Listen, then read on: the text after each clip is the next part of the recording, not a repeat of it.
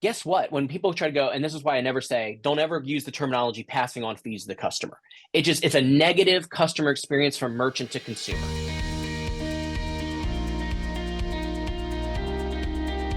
Hey, Patti. So today we had Keith Sampson, a popular guest, expert on dual pricing and everything. I thought it was a really passionate exchange and a He great is one of the conversation. most passionate people I know in this business, but He really is. He it's a really good is. thing that he's passionate about, I think. Yes, And we had a absolutely. very great discussion between the three of us. I think Yes. that people will find some real interesting insights. Yeah, talking about dual pricing, compliance, a lot of these kind of big things, and then also talking about Surv, which is the processing company that he now heads up, and what they're doing with dual pricing, and some really pretty cool stuff. I think if you're interested in that topic, you'll find it very interesting. I move on and just give a really quick tip on how to close more merchant accounts by separating getting a yes from the paperwork, and how to overcome this stalling tactic of, oh, call me back, call me back, call me back, and all that. So we talk about that, and then Patti, tell us about the insiders. We talk about ATMs and why ATMs is not old school. It really, there's growth and there's opportunity there. Yep. Yeah. Good stuff. So I always like to give a little disclaimer. So Keith Sampson, Surv, these are not consulting clients, not advertising partners or anything like that. But just a great conversation with an industry expert. And of course, this episode is brought to you by Nativia Banking, and we'll talk more about that in a little bit. Hey, everybody. Patti and I are here today with our good friend Keith Sampson. How you doing today, Keith? I am doing fantastic. I love Absolutely that. great. I love that. Awesome to It's hear, great. Keith. Yeah, so of course, big news recently is Keith launched Surv, which I know we're going to be talking about quite a bit today. But before we dive into that, and specifically dual pricing, which of course continues to be a hot topic, really looking forward to getting your thoughts on that as an industry expert in that category as well. Tell us about your path here. Obviously, we've had you on the podcast several times before, but maybe you could give us the short version of kind of your journey, and then maybe even what's led you to this latest step of founding a new company called Surv. Yeah, absolutely. So, one, I love this industry, right? I'm ridiculously passionate about it. And even recently, I think it was WSAA. I was on a panel speaking there, and got done and got to a passionate exchange with an audience member there. And then Sebastian, who you guys know as well, came up afterward. He goes, "Man, I think I actually found somebody more passionate about this industry than I am," right? Because it was just like, it was unabandoned, just like love for doing things right. And but that's really where my start came. And as you know, I've been in the industry since 2012, and so for a lot of people, I mean, that's still relatively new, especially to be at the phase of where I'm at in my payments career, right? But I worked for an ISO, and then eventually a very large corporate organization, and getting to do the partner experience and all that stuff. And last summer, I hit a point where it's like, okay, it's time to go all in on me. I just didn't want to wake up anymore with somebody else telling me what to do, right? And not in a bad way. It was just for me to maximize my own potential, right? And that's one of the big things I've always been about, is growth mindset, pushing your boundaries, going past that next horizon, and really maximizing your own individual potential. And it wasn't because I didn't love what I was doing. It wasn't because I didn't love the partners and everything else. It was just, I knew for me to maximize my own potential, I had to go all in on me. And leading up to that, I'd opened up a retail store as well. I'd always been a sales partner. I had this corporate experience. I had this very unique recipe to bring to the industry in a different way, right? So when I stepped away from that position, I then focused on consulting and training and building my other businesses, and just taking the time, right, that I wanted to just explore and grow, and keynote speaking and some of those types of things as well. And then through the course of that, I was doing consulting for Surv Payments, what I call Old Surv, or Patient LLC, with Mark Beauchamp. And the opportunity, presented itself towards the end of last year. Hey, if you ever want to do more, there's a place for you here beyond just consulting. And so, with the move on everything to dual price, I kind of painted a picture. Okay, if I'm, there's a strong opportunity to bring greater value than I'm doing in my current capacity, what would that look like? And so I put together a plan for 2023 that if he wanted me, or other people wanted me to come on board with that organization and do more, this is what it would look like. And it was kind of in a very respectful way, a take it or leave it kind of a thing. Like, all right, this is what I'm going to do. If you want to do it with me, then great. If not, I'll do it by myself. You know what I mean? And I don't say that like it wasn't an arrogant thing. It's just like, that's where my dream and my passion was. Sure. So long story short, that opportunity and meeting developed into some other aspects of things, which I don't really want to discuss parts of it. But through some unfortunate circumstances around it, there was the opportunity to buy out Mark, right? And so to help him move on to the next phase of his life and his family and everything else. And so that's kind of how things morphed, right? It was not expected. Okay. And so what new Serve is now is essentially a startup with a base. Okay, so we have roughly, call it 1,000 active mids, a little over $80 million a month in processing. So it's not like we're just starting from scratch or even really a small organization. But to sit there and take that base foundationally and be able to venture and serve as now a joint venture with Michael Nardi in electronic payments. So we kind of get the ability to have a separate company that can be a boutique operation that we're focusing on dual price. And we'll talk a little bit about the 3 Ps here in a minute, but to still have that, call it buying power, if you will, of a larger organization that has all of these things. And he's doing some amazing stuff and has been over the last several years, and to work very, very closely with him to build something special. That's essentially how we went from some of our past conversations to where here we are now. And, launching something new. It's actually really cool. And I think Patti had more info on this than I did. I actually had no idea. When I saw the Serve name, I kind of was like, "Ooh, I wonder if he talked to Mark Beauchamp about it." I didn't actually realize that there was an acquisition involved or whatever, a transition there where that was still there. So yeah, very cool. Congratulations. But to be honest, I didn't know that until this morning. Okay, well there you go. That's great. And that's what thankfully Keith said, "No, Patti, that's the old Serve." That's the old Serve. Yeah. Okay, good. Cool. Yep. Okay. I love it. So anyway, but that's really cool. That's a very cool story, Keith. But one of the things that strikes me is you've long been a proponent of dual pricing. And I know when I met you, I believe it was the last time was at MWAA, you told me about a unique approach that you're taking to this pricing dilemma. Can you speak to that for us? I found that very intriguing. Yeah. So, and you can go back to the podcast that James and I did a while ago on dual price, and really when the card brands started putting their foot down, and James and I were able to jump on and have a very good conversation around that. I have been unwavering in my opinion, let's call it that, or my non-love of cash discount, right? The old way, add a fee, remove a fee. I just was never a fan of it because, as it's come out, hey, guess what? It was surcharging. You know what I mean? But bigger than that, strange about exactly. Yeah. Yeah, but bigger than that, I never loved it from a customer experience perspective, right? And so, that's really an area that I built my expertise even outside of payments is customer experience. And it's how I operate. It's the core of the retail business that I own, that customer experience is the foundation. It's a lot of what's going into Serve is customer experience as the foundation, not just on the partner side, but to answer your question, on the merchant side. So what we're doing when we're looking at Serve as being we're going to be the dual price experts, and it's going to be our focus. Like that is what we're going to do. And I even came up with a little phrase, people in our industry wanted to do what was easy and in the process gave up what was right. We're going to make right easy. Okay. So it's beyond, I've been a big fan of sitting there saying dual price just isn't a technology solve. It is a customer experience. So how can we best equip sales partners to go out and create these experiences in merchants' businesses that help lift that merchant up, provide a great experience for their customers that doesn't detract, that allows them to grow. And I'm all in on value-based selling. This is why even, going back to old Serve had Serve Zero. I hate using the word zero in anything. I hate using zero fees. And I know we have some partners that do that, and more power to you. That's what you built it on. Great. But here's why I stay away from it. Because the minute you enter into conversation like that, it becomes a price conversation instead of a value-based conversation. And so what we're building out is the ability for partners to go into businesses and bring value through the programs that we help implement. Not, it has to be 3% or 3.5 or whatever it is, right? It's the idea is hey, we're at 4% and here's why. We're going to do this, this, this. We're going to provide proper price tagging. We're going to proper barcoding. Here's solutions that run it. Here we are creating an entire customer experience that your customers will now see it as a beneficial pricing strategy to how you're approaching all of the economic issues that people currently face, and doing it the right way and making it easy for people to go out and sell is really how we're addressing that, what you called that pricing dilemma.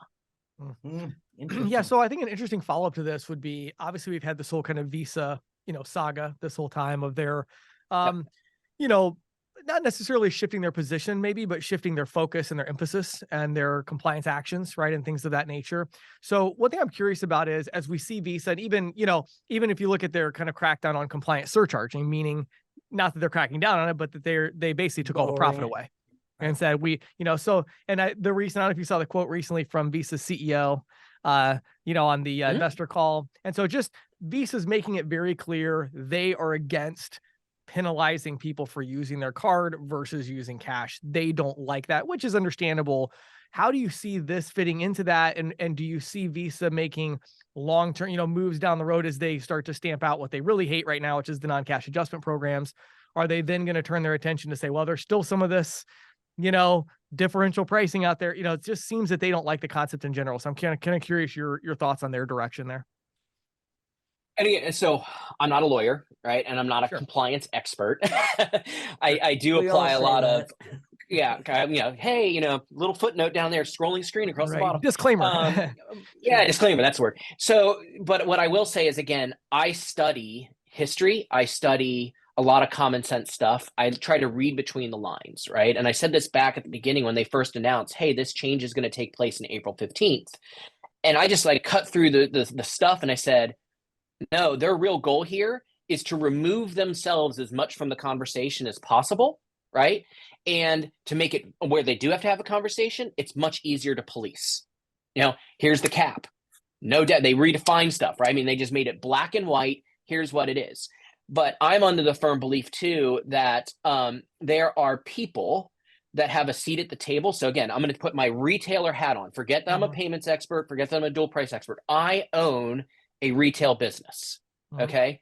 There are people that have a seat at my table that can help determine or tell me how much I can charge for my products and services. And there are people that don't have a seat at that table.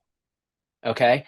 And so that's a very, very important thing for people to understand. And currently, as things are written, card brands don't have a seat at the table to tell me how much I can charge for a pair of shoes or a pair of sunglasses, either a cap or a minimum.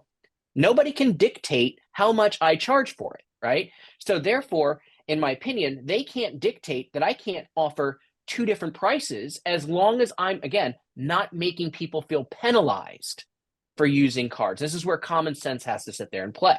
Okay. So this is why, again, I think this is a way bigger solution than even cash discount the right way. And I'll explain those here in a quick second. Number one, if you look at what gas stations truly have been doing for a very, very long time, it's not cash discount.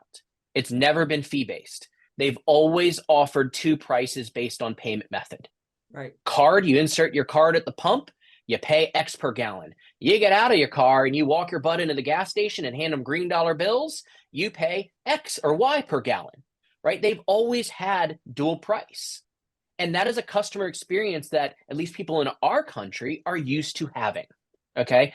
We don't think twice. The vast majority of Americans still put that card in there, pay more, and don't think anything of it. Right. Therefore, that customer experience is not being driven as, oh, I hate my card issuer. I hate the card brands every single time I put my card in the pump. No, we just do it. Okay. So when those types of experiences can be created in a customer experience where people don't feel penalized, that's really the win. Okay. So how do you do that? When we, going back to that gas station thing. And again, I'm not trying to claim some invention of something that didn't happen, clearly communicated. Oftentimes I can show you a video of a gas station here in town that literally flashes on their digital marquee the different prices, cash card. They are telling us before we pull out and start the transaction how much we pay based on how we pay. So in my opinion, businesses need to do the exact same thing. Now, when you look again, people at the seat at the table who can dictate pricing and how I communicate that pricing. States have a much larger voice than a lot of other entities. Therefore, you see states like New York that sit there and say, you must list both prices on every single item. States that are more gray might say something like, hey, customers must clearly understand what they're going to pay when they pay. Well, can I communicate that with signage? When I walk into a department store and they have a sale on XYZ brand, right? And it's 20% off. Are they repricing everything? Or are they clearly communicating it because they have signs everywhere? You see what I'm saying? So you can have some interpretation there.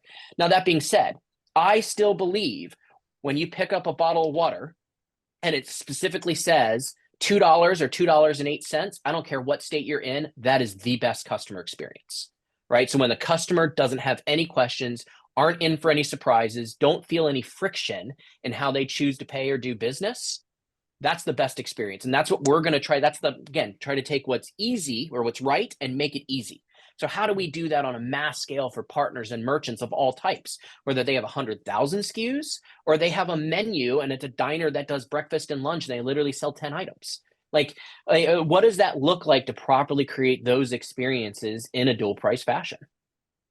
I mean, a couple of things I do find interesting. I mean, to me, I do still feel that it's an interesting assumption to say that when I pull into a gas station and they have a cash and a card price, I mean, you're saying that that's not penalizing me for using my card? No, it's giving you choice. So again, when you look at things as a pricing strategy, and when you look at actual business, right, there is, and I think you and I had talked about this in the past. Guess what? When people try to go, and this is why I never say, don't ever use the terminology passing on fees to the customer. It's a negative customer experience from merchant to consumer. But when you have a business conversation between business owners, guess what? You've been passing on your fees day one. It was built into your pricing because when you did your budget for the year and you went through utilities, phone, internet, credit card processing, SaaS fees for this, whatever it is, you're putting numbers in and there's percentages as your costs and expenses of doing business. And when you go to figure out the margins that I have to be at, all of those are built into the price that I have to charge for my products. So forever, businesses have, quote, been passing on those expenses. Right. So what I believe in is, as a business, I have fixed and variable expenses that equalize no matter how people pay up until they pay. Okay. As soon as that transaction takes place, if somebody uses the card, I have an additional expense that me as a business owner are required to pay. If they pay with cash, I have one less expense that I'm required to pay. So why not offer a pricing strategy that gives customers choice? You know, there's a big difference in my mind between a gas station and a CVS, let's say, or, you know, a local bodega. Let's just say that. I mean, the number of, you know, with gas, it's what, 4 different types of fuel. That's it. You go into a bodega, are you talking about, you know, putting strips on each product? This is the cash, this is the credit. I mean, that could be monumental given how many SKUs there are. How does that all work? It all becomes support. So when you feel penalized, and actually, I think there was a post, it might have been in CC Sales Pro that I jumped on when somebody asked a question, how do you rebut? Well, why don't I just add a 2.5% fee and do it myself? I'm paying 2.4% now, always right? The common thing, right? Yeah. And I jumped in there with a comment. And so my rebuttal, then I just used this a few weeks ago to sell an appliance store that said the exact same thing. I said, look, here's the deal. If that's the approach you want to take, then let me set you up with a proper surcharge program that charges 3% on all cards, 0% on debit, which means you'll pay a little bit to accept the debit cards, but this way you avoid all fines. Okay. I can help you do that. We charge a little bit more than what you're paying now because I'm going to provide the product and service to help you avoid any issues whatsoever. Or, and this is very important, if you don't want your customer to feel penalized by having to pay a fee to do business with you, let me implement a dual price program. Because it comes down to perception, right? I don't care who you are. We have to remove the payments hat from our heads when we're watching or consuming this podcast, right? We are a consumer. If you're happy and you're having an amazing experience, I don't care if you're buying a backpack to a mountain bike to whatever, and everything was a 10, the sales process was awesome, the environment, the music in the store, like you are just blown away with the customer experience and service you got. And you go to pull out your Amex or whatever card it is, and you're going to pay $1,000 for that bike. And they go, oh, we're going to charge you a 3% fee to use your card. Did that 10 stay a 10? Or in our minds, we're still going to whip out our card. We're still going to buy that bike, Right. but it went from a 10 to a 9 or an 8, right? And that's the difference in consumer behavior and how we process experiences. Okay. Now, maybe I was going to sit there and blow them up. Oh my gosh, this store is amazing, blah, blah, blah. Maybe my phone just went in my pocket. Now that a business isn't going to get the attention from me saying I had this amazing experience. Heck, I might even come back and still buy more stuff, right? But anytime we pay a fee to do business, it's never a good customer experience. Now, likewise, if again, it's clearly communicated that, hey, we offer 2 prices on every single item. If you pay with cash, you can save a little bit of money. That bike's $1,030 in card and $1,000 in cash. And you had a 10 the whole time, cool, here's my card. It was $1,030. You know what I mean? It's a completely different consumer experience. And I'll say this from experience in my store. I've been now doing it. We've been open since July 1st last year. So now over a year. Okay. Our average ticket is like in between 90 in a given month, $98 to $112. I'm selling $200 pairs of shoes down to $25 pairs of sunglasses, cash price. Okay. Every single item you walk into our store, every single item has 2 prices on it. The shoes is the only thing that doesn't, and that's a price list on the wall because again, we're changing out stuff so often, right? Sure. But every other item has barcodes printed with a clearly communicated card price, cash price. I am still at an 84% card mix payment. Last July when I opened, we did $22,000 in sales roughly. This past August last year, we did $22,000 in sales. This past August, we did $57,000 and change. Still card mix at 84%, growing like crazy. Haven't spent a dime on advertising. It's all word of mouth driven. And so like I get to actually take that personal experience and stack that up against any of the naysayers that say offering a dual price doesn't equal a growing business. Right. Yeah. And I think the interesting thing to me is I agree with all of that. I think what I found as well is that I think dual pricing, I mean, I saw the data before with non-cash adjustment. It never had a huge hit on the customer as far as at least their buying habits. Again, maybe they didn't pick their phone up, right. And all that, but I have found it's a better experience both for the customer and the merchant. I guess my main point is just that I don't know that Visa, at least from my research and dealings with them, I don't know that they necessarily agree that it's not a penalty. So in other words, in Visa's mind, I think the idea of dual pricing is still a bit of an enemy to them. I mean, you look at even, surcharging for so long. Oh, we're totally fine with that. We're a huge proponent and let's take away all the profit and the incentive to sell it.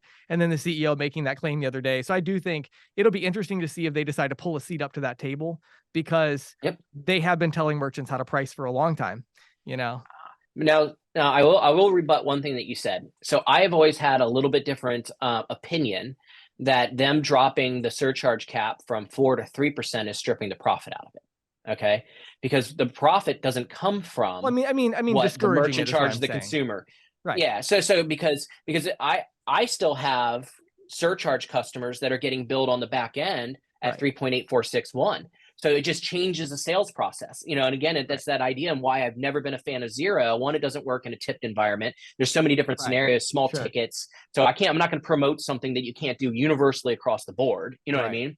So now it's just simply going, hey, look, here's the deal. We can help you offset a significant portion of your expenses. It used to be more. Sure.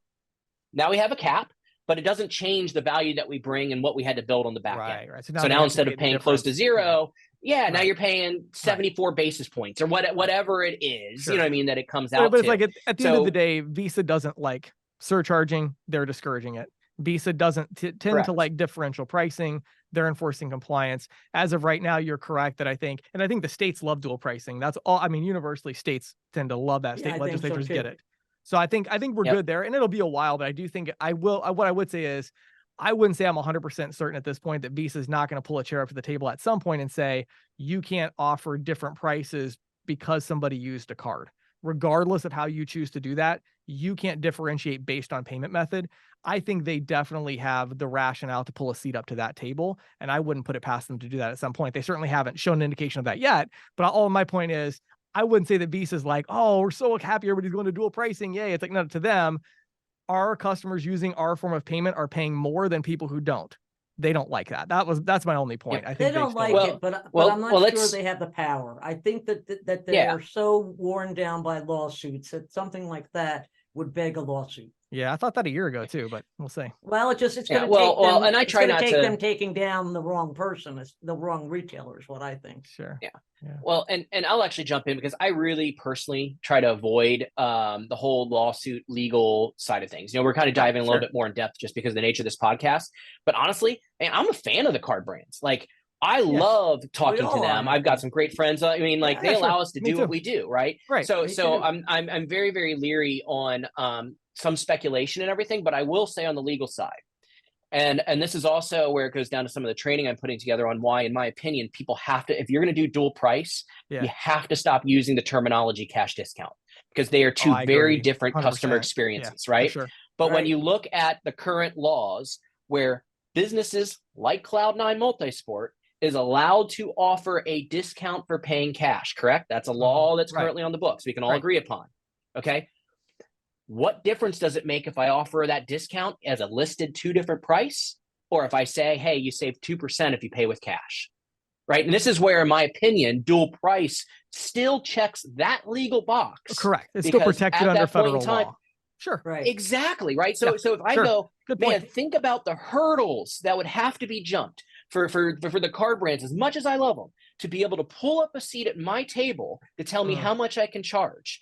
There's those federal laws that are already on the books. There's all the state laws. Like you said, the states love this. There's obviously additional tax revenue when you have anything different. So, I mean, there's so many different implications. You have all the consumer guide. I mean, there are so many. Yeah, I love that. Again, I'm not a lawyer. There's so much that would have to take place for the card brands to come in and say, Keith, we can mandate how much you charge for your services.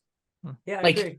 Like that's massive. It's a good point. I mean, they have been able to get around a lot of the things with, and again, to clarify, I mean, I made 4 or 5 posts in the last 2 weeks about how much I am on the side of the card brands with a lot of different things. I mean, this is the one area where I've always had a bit of a difference, as you know, as far as free speech rights and things of that nature. But I think you're right. I mean, as far as federal law right now, to come after dual pricing, I mean, would just be flagrantly in violation of that, where other things are a little more gray area. And so I think that's and that's why I even stand behind the comment made by the CEO, right, when talking about fee-based programs, because of what I said before.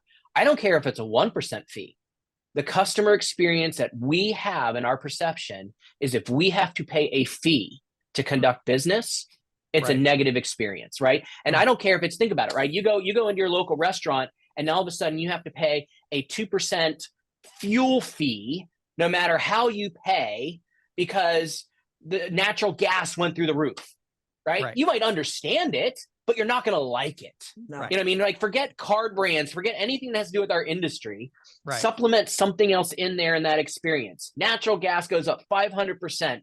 And instead of businesses changing all their pricing, they go, look, as long as the pricing is 500% higher, we're going to implement a fuel surcharge. I don't care if you pay, how you pay. We just got to do it. You're like, what about I hate this, but you're going to do it. In New York, they did a pandemic fee in the restaurants, didn't they? Right. Yeah. So again, so whenever you're doing that, you're looking at consumer behavior. Exactly. That's an exactly great thing. You might understand why. It doesn't mean you like paying it, right? And it doesn't mean that experience, unless you have an immense amount of empathy for what they were dealing with, because you knew it was a short-term thing and it was medically driven, right? You have to equal about a bunch of empathy. If that experience still wants to be a 10, like I described in that, buying a mountain bike, and you add a fee of some sort, then the level of empathy of why that fee is there has to be equally as high to maintain that 10 experience. How many, I mean, we're talking about, sometimes you can have thousands of SKUs. So you're talking about this is programmed into some sort of ticket maker? Yep. So real quick, there's a variety of point of sale systems. One of the ones that I'm a big fan of is Retail Cloud. It's the one I personally use in my store. I don't hold any bones about that, right? I've worked with Kevin and his team on the dual pricing execution, and there's still some things we continue to tweak and work on. It's what I run in my store. I can tell you I haven't done a SKU search, but between all the brands, all the sizes, all the colors, all the variants, I have a ton of SKUs in that database. I can go to my back office in our shipping and receiving area, right, where everything gets priced before it hits the floor, and print barcodes for every single one of those items that scans through the system, that does the inventory, and every single one has card price, cash price listed. So when you have a system that's foundationally built correctly, there should be no SKU limit on dual pricing as long as that system doesn't have a SKU limit, right? So some systems out there may go, look, just because of the speed, cloud-based, blah, blah, blah, we have 100,000 cap SKU limit at any time. You get beyond that, we encourage you to parse out all the old stuff. Otherwise, your database is going to take forever to load. If it's built right, it doesn't matter if it's 1,000, 10,000, or 100,000, whatever barcodes I need to print, should be able to print card price, cash price. Yeah, and it's funny because I used to be really like having a hard time with that. I remember maybe a year and a half ago or so, like, man, how are we going to do? You know, one of the big issues I have with dual pricing way back was like even 2 years ago, it was like, how this isn't practical. Like, how are we gonna do this? But when I even saw some of the stuff Michael Nardi was coming out with the, I don't know if you know, with he's got the, it's like, it's a different label printer. Like, it's really not actually that big of a deal. And like the employees already do this. And I mean, when you go to a business and you're like, we're going to do this right, and it's going to save you $6,000 a month. I mean, if they have a lot of SKUs, they have a lot of payment processing fees. So there's a big incentive. Yeah. And think about it. So Exitouch is a great example of where they took the adoption of the changes going through the industry, right? And they went from the cash discount to the dual price, reinforced it with the Zebra printers available through the Exitouch setup to be able to print the barcodes. I mean, Michael and Exitouch is a great example of shifting to meet the demand of what the industry needs, right? And that's the kind of stuff that it takes place. But even, you know, to kind of kick off what you said, James, even if people have a lot of SKUs, one of the things I've always said is going, great. Let's say I've got a convenience store with 10,000 SKUs out on the shelf. Okay. And they go, oh my gosh, man, putting two prices on this, that would take forever. That's insane. Okay. Let's talk about that. How long do you think is forever? How long would it take? Oh man, it would take me 40 man hours. Great. Do you have any part-time employees? How much do you pay them? Oh, we pay them $15 an hour. So quick math on that is what? 600 $750, $600, right? To sit there and go, okay, pay your person this much, $600 to reprice everything. How much you paying on current expenses? Yeah, I mean, like, you know, and then the one-time thing of a $600 investment, and then you just have to keep it going. So again, everything has to do with framing, and that's where sales partners that get really, really versed in selling dual price can be properly equipped to have those value-based conversations to overcome those objections that they may see in the field as being, oh, that's too hard. Really? 20 grand too hard to compensate for $600? Yeah, it's funny. Like with the dual pricing, it's you know, it's just difficult not to come up with a good ROI example with that one, right? Because it's like, but most of these, and again, the more SKUs you have, the more processing volume. So, oh, well, this might take me 80 hours. Okay, you're going to save $50,000 a year. Like what, you know? So yeah, you can literally hire one person. You can hire a full-time person for the entire year just to handle your labels, and it will still make sense. So, yeah, I love it. Well, Keith, obviously we need to have you back on. We could go talking to this for a long time on the compliance stuff and all of that. I always love kind of talking with you about this because, you know, you've been in the trenches with it for a long time, putting these programs together. And so it's a lot of fun having those conversations. Tell us though, for agents who want to learn more about Surv specifically, where do they go to learn more? And maybe also touch for just a minute, if you would, on some of the resources training that you're developing right now for those partners that are looking for that kind of really compliant. Please, that would be great. Yeah. Our website is survpayments.com. Okay. SURV payments.com. And it's, you know, again, because we're relatively new with the base, it is a landing page with a little bit on it, right? I even popped a little video up there. And at the bottom, there's a quick form that people can fill out if they want to learn more. I'll reach out and have those conversations. On there too, it's just the basic information of what we're going to be doing a little bit different. You know, we have 3 Ps, and this is one of the things that we wanted to talk about, what Patti and I discussed a little bit at the booth. I don't know if we have 2 minutes to talk about the purpose side of things or not real quick. But our 3 Ps are, you know, passion, perfection, and purpose. We've already talked a little bit about passion and like the perfection. And we know you are passionate. So. Yeah, we got that. Oh yeah, love this stuff, right? And love helping businesses succeed and grow, right? Yes. And whether it's partners or merchants. But purpose has always been an incredibly big thing. You know, I've got change the world like tattooed on my arm. That's my why of, you know, what I do every single day.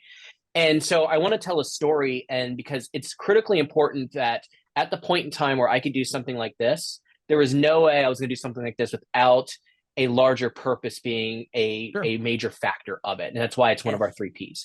So back in the day, I worked at Wildman Uniform and Linen. I was in the industrial laundry business, selling, sales manager, VP sales, and all that stuff. about 3.5 years in, and I knew the family did, quote, good things with the money they made from the business. I was a part of that. Didn't know all the details because they kept it very private. Well, 3.5 years in, we accomplished a 5-year strategic plan of doubling the size of the company, and we were having a celebratory leadership dinner, right, lunch. And Karen Wildman stands up and she goes, as leaders of the company, it's time you guys know a little bit what this means, the people that you're able to impact around the world because of the hard work you're doing to grow this business and make it more profitable. And she went through like the well drilling trucks in Africa, which I knew a little bit about, the Youth for Christ ski trips and some other things. And I knew, and the orphanage in Romania that we supported. And again, I knew because I knew the family pieces of it, but not that much in depth. One story I had never heard was she went on to talk about in Romania at the time, this would have been back in 2004, I want to say. Different government running Romania, different things, right? It's still a rough place there. Adoption rules are different in Romania, healthcare dramatically different. So there was a hospital near this orphanage. And in Romania, child abandonment was a huge deal back then. It still is. Yeah. But women could walk into a hospital, give birth to a baby, and just leave the baby there. Right. Well, because of circumstances, these hospitals, they didn't have the resources to take care of these babies. Right. So what this particular hospital would do is on Fridays, they would take these abandoned babies, they would wheel them into an abandoned wing of the hospital and shut the doors. On Monday mornings, they would open up these doors, and any babies that were still left alive, they would bring them in and care for them until they were old enough to get put into orphanages. And this was step and repeat every single weekend. Right. I'm listening to this. And just like you guys are feeling now, this isn't a story you hear and don't go, okay, I'm forgetting I heard that. You know, you can't, you immediately feel like you got to do something. And that's what happened when Wildman's got exposed to this through that orphanage. And so the company started paying for staffing and supplies to take care of those abandoned babies on the weekends. And in that moment, I remember like hearing that, right? I remember looking down at that brown pattern carpet on the floor and going, oh my gosh, I'm not out here selling linens and uniforms and stuff. I'm saving lives, right? In that moment, the idea and the impact of purpose through business in a way that saves and impacts lives forever changed my life. That was really the turning point of where changing the world became my why, right? It took years to evolve to what it is today, but I never went to work the same way ever again. And then I became incredibly passionate about the idea of, why can't every employee of every company feel the exact same way that I'm feeling? From the janitor to the CEO, we all do the exact same thing once a day. We all swing our feet to the side of the bed, our feet hit the ground, and we're either happy and excited to go do, or we're not. Right? And I'm not talking about, oh, I hate my job. I'm talking like you're going to have rough days. I'm talking big picture. And I believe businesses are the greatest untapped conduit of personal fulfillment and purpose out there. So that's like my thing, is like helping businesses realize that.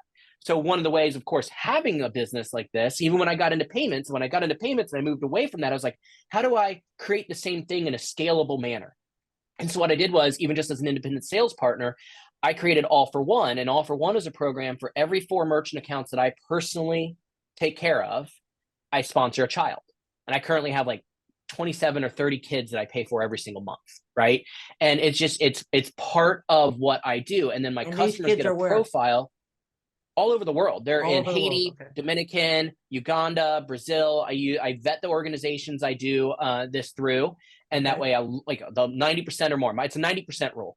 90% of my donations have to go to the direct user. Otherwise, in my opinion, it's not a strong enough non-for-profit. And so these kids are all over the world through organizations. And the idea is I give my merchants a copy of the picture of the profile of the kid that they're directly changing the life of just by doing business with me. They don't have to pay anything. They don't do anything. And the idea is not only do they feel good, but it's going, wow, what can we do as a business to maybe have legacy and impact? And so with Surv, we're doing the same thing. And I'm partnering with Charity Water and some other water organizations like Water for Good to provide well maintenance in Africa. And this is something that we don't know exactly what that looks like yet, because again, it has to be scalable. A lot of people that try to do good with business end up cutting their legs off because they don't take the time to really think of a scalable way to impact, and they overextend what they're giving. So we don't know exactly the metrics around it, but I do know that providing clean water, because it's a foundational thing that builds off of healthcare, Yes. infant mortality. Like if you don't have clean water, like you've got to address that before you can address other stuff, right? That's right. And so, providing clean water for people around the world that don't have access to it, I mean, come on. I mean, and it's the idea of just by doing the business that we conduct and do every single day without even thinking about it, we have the ability to change a life, to save a life. That's excellent. Thank you. That's so well, awesome. Yeah. So give us some contact info. You said surpayments.com, SURV payments.com, and that's where partners can go to learn more about what you got going on, right, Keith? Absolutely. And then connect with me on LinkedIn. I'm going to be doing some events. I might do one. I'm still toying around doing it open to the public, like how I used to do some for other companies. Yeah. This one would be open to whomever, right? I'm looking at possibly doing that just as an educational opportunity for the industry and a way to give back, and also, help bring a little bit of attention to what we're doing and how we're doing it different. Cool. Looking at doing some stuff like that around the events, and so just kind of stay tuned to see what we have going. Yeah, love it. Thanks, Keith, always a pleasure speaking with you. Love hearing what you're doing. Wishing you fantastic success as you move forward, and let's stay in touch, brother. So today's episode is brought to you by Nativia Banking, and I want to talk today about their upcoming events. So it's October 9th and 10th, 2023. It is at the Hard Rock Hotel and Casino in Hollywood, Florida. This is going to be an event you're not going to want to miss. There's going to be talks in there about banking, about neobanking, also, of course, about payments industry in general, payment processing, and all of that. But this is an event that's got great speakers, a great lineup. I will be there myself. So if you want to catch up with me, you can head over there and check that out. And so again, you can just head over to nativia.com/banking, and you can learn more about all of that. So check it out. Hey, Patti, today I want to just do a really quick sales tip. We had such a great conversation with Keith, and I want to do just a short one here, just a short tip. So when you're selling merchants, if you're struggling to actually get deals done and get them across the finish line, there's 2 tips I want to give you that I actually gave to a sales team I'm working with earlier today. I was talking to them about it. And that is, make sure you're separating the concept of getting a yes from getting the paperwork done. And let me explain what I mean by that. There are 2 very different processes, and if you get them mixed up, you generally lose sales a lot of times. So the first process is you got to get the person to say yes.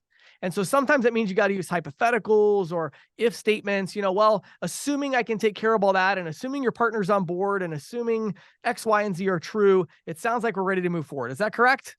Have I earned your business today? Whatever it is. And then digging in and asking questions, and, don't talk to the partner until you've sold the other one, really making sure that you are selling people. I think that's super important. Number one, really important. You got to get that yes. Then once you get that yes, then you got to stop trying to sell them. Okay. Now you already sold them. Now you move on with what I call urgent details. So, okay, great. Well, I'm so glad that we're moving forward. I'm looking forward to working with you. I know we're both committed to this relationship. It's going to be fantastic, whatever. Then let me explain what's going to happen next. And you give them a timeline. And then you're like, well, I really need to go back and get the paperwork done. Well, if you call them and say, hey, can you sign the paperwork? Nobody wants to sign paperwork. They're going to be like, oh, call me tomorrow.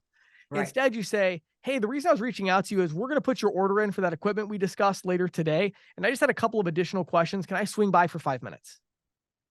And they'll say, sure. Right. Can you jump on a Zoom for a couple of minutes? I had a couple other questions. I'm just trying to finish up some details with whatever, your gift cards, or I need to set up the tip prompt, whatever it is, and get them in contact. And now, okay, thanks for answering that. I tell you what, while I've got you on here, let's finish that paperwork real quick. Let me just run through this. But if you just try to keep, I talk to guys all the time. It's like they go back 10 times to get the paperwork done. There's a reason they're not signing it. It's that you never sold them in the first place, most likely. And then if you did sell them, now you're trying to convince them to do the paperwork. Instead, stop trying to sell them. They're already sold. Don't rebuttal them. Don't argue with them. If they say something like, yeah, we really still need to think about it, just don't go down that road. Just don't even acknowledge it, and say, well, yeah. And again, I know we're both committed to this partnership. We already have agreed to that. And again, that's why I said there's no long-term commitment. We're going month to month. So I'm really looking forward to working with you. Now, let me ask you a couple of other questions and just go back to the details. Yeah. So those little tips should help you to hopefully get some deals in the door. Okay, James. So we have some good news for ATM operators. The ATM Industry Association just released a new set of data revealing that following a significant dip in 2020, the population of ATMs in the U.S. grew by 21,000. Really? Yeah, between 2021 and 2022. I thought that was very surprised. Yeah, I mean, I wouldn't have been surprised if you said that the amount of cash dispersed went up, significantly since COVID, but I'm surprised there's more ATM machines out there. That's more awesome. ATM machines. And a lot of that has to do with the banks that are moving out of rural areas. Oh, And, yeah, right. Sure. you know, some inner city parts that they're moving out of. That's what they seem to suggest. Very interesting. That, you know, there's a lot of closing of branches, remote sparsely populated areas. That's a lot. That creates, and I think we had what was a gentleman we had on here a couple months ago, the ATM guy. Yeah, it was Star Financial. Yeah, Jonas. and they were talking about, they go into these underbanked areas, and that's, I think, what's happening. So now there's about somewhere between 520 and 540,000 ATMs in the U.S. Wow. Pinpointing the number beyond that is almost impossible because many terminals have multiple IDs and, you know, et cetera. Sure. But the results dovetail with data from the Fed, which indicates cash holdings have increased sharply since the pandemic by about 28%. And although the number of cash withdrawals at ATMs is down, consumers are on average withdrawing more cash at each ATM visit. Yeah. So yeah, ATMIA, not surprisingly, said that, you know, all of this is good signs for independent ATM deployers. Right. You know, ATMs may seem old school, but manufacturers and deployers have been working them to bring them into the 21st century. I know you and I talked at one point about crypto ATMs, where you could buy and sell crypto, for example. We now also have contactless ATMs, also known as cardless ATMs, that allow individuals to access accounts without physical cards using their phones, apps on their phones. Yeah. You know, another trend that ATM deployers and the card brands don't like are cashless ATMs. You know, we've talked about this in the past, and how it's one way that pot shops have been trying to get around the card brand strictures. Both Visa and MasterCard have now gone on the record as saying these schemes violate network rules. MasterCard was the latest, instructing U.S. banks in July to stop allowing the use of MasterCard debit cards for cannabis purchases. Right. But here's an interesting postscript I wanted to share. I went to my local shop in September. I had been using cash or a mobile app that was connected to my bank called CanPay. Right. And I was told that the CanPay app was on the blitz. It was on the fritz, but I could use my debit card for a cashless ATM payment.